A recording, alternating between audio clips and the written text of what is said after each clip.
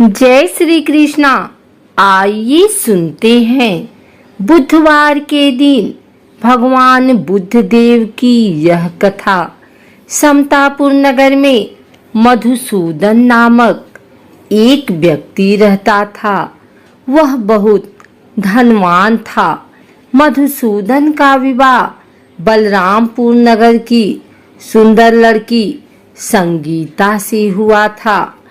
एक बार मधुसूदन अपनी पत्नी को लेने बुधवार के दिन बलरामपुर गया। मधुसूदन ने पत्नी के माता पिता से संगीता को विदा कराने के लिए कहा। माता पिता बोले, बेटा आज बुधवार है, बुधवार को किसी भी शुभ कार्य के लिए यात्रा नहीं करते। लेकिन मधुसूदन नहीं माना। उसने ऐसी शुभ अशुभ की बातों को न मानने की बात कही। दोनों ने बैलगाड़ी से यात्रा प्रारंभ की। 2 कोस की यात्रा के बाद उसकी गाड़ी का एक पहिया टूट गया। वहां से दोनों ने पैदल ही यात्रा शुरू की। रास्ते में संगीता को प्यास लगी। मधुसूदन उसे एक पेड़ के नीचे बैठाकर जल लेने चला गया। थोड़ी देर बाद जब मधुसूदन कहीं से जल लेकर वापस आया तो वह बुरी तरह हैरान हो उठा, क्योंकि उसकी पत्नी के पास उसकी ही शक्ल सूरत का एक दूसरा व्यक्ति बैठा था। संगीता भी मधुसूदन को देखकर हैरान रह गई। वह दोनों में कोई अंतर नहीं कर पाई। मधुसूदन ने उस व्यक्ति से पूछा, तुम कौन हो और मेरी पत्नी के साथ क्यों बैठे हो? मधुसूदन की बात सुनकर उस व्यक्ति ने कहा, अरे भाई, यह मेरी पत्नी संगीता है। मैं अपनी पत्नी को ससुराल से विदा करा कर लाया हूँ। लेकिन तुम कौन हो जो मुझसे ऐसा प्रश्न कर रहे हो? मधुसूदन ने कहा, तुम जरूर कोई चोर या ठग हो। यह मेरी पत्नी संगीता है। मैं इसे पेड़ के नीचे बैठाकर जल लेने गया था। इस पर उस व्यक्ति ने कहा, अरे भाई, झूठ तो तुम बोल रहे हो। संगीता को प्यास लगने पर जल लेने तो मैं गया था। मैंने तो जल लाकर अपनी पत्नी को पिला भी दिया। अब तुम चुपचाप यहाँ से चलते बनो, नहीं तो किसी सिपाही को बुलाकर तुम्हें पकड़वा दूंगा। दोनों एक दूसरे से लड़ने लगे। उन्हें लड़ते देख बहुत से लोग वहां एकत्र हो गए। नगर के कुछ सिपाही भी वहां आ गए। सिपाही उन दोनों को पकड़कर राजा के पास ले गए। सारी कहानी सुनकर राजा भी कोई निर्णय नहीं कर पाया। संगीता भी उन दोनों में से अपने वास्तविक पति को कहीं नहीं पहचान पा रही थी।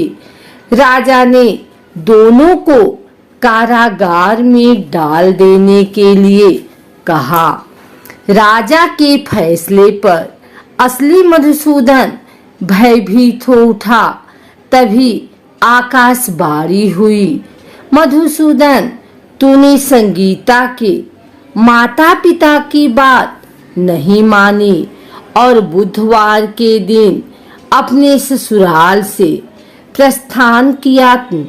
यह सब भगवान बुद्ध देव के प्रकोप से हो रहा है।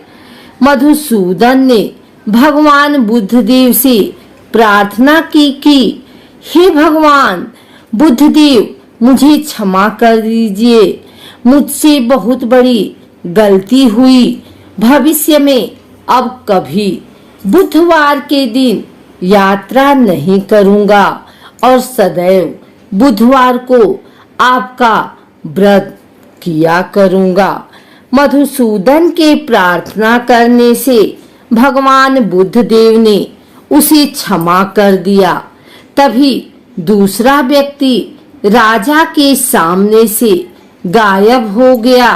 राजा और दूसरे लोग इस चमत्कार को देख हैरान हो गए।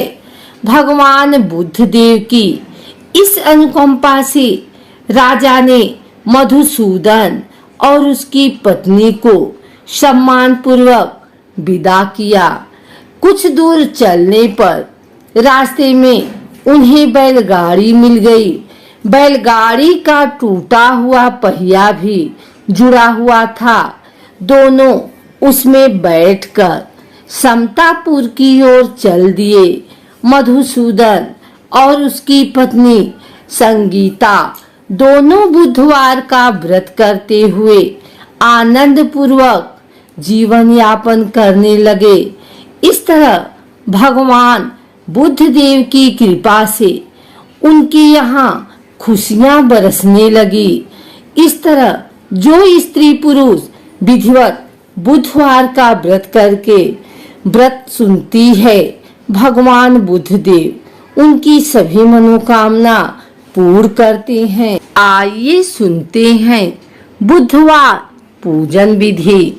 पौराणिक मान्यता के अनुसार बुधवार के व्रत का आरंभ विशाखा नक्षत्र युक्त बुधवार को करना चाहिए और इसके बाद लगातार 7 बुधवार तक व्रत करना चाहिए।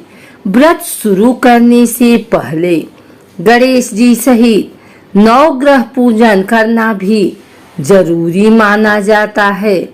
व्रत के दौरान में भागवत महापुराण का पाठ भी करवाया जा सकता है। इसके अलावा शुक्ल पक्ष के पहले बुधवार से भी बुधवार का व्रत करना शुभ माना जाता है। प्रातः काल उठें।